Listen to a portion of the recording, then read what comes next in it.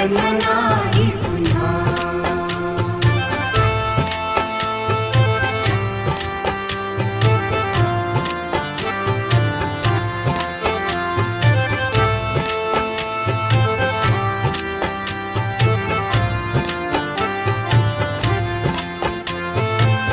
हा जन्म आहे सद्गुरु कृपेचा, हा जन्म आहे सद्गुरु कृपेचा, हा जन्म आहे सद्गुरु कृपेचा। हरि ओम स्वामी समर्थ म्हणा,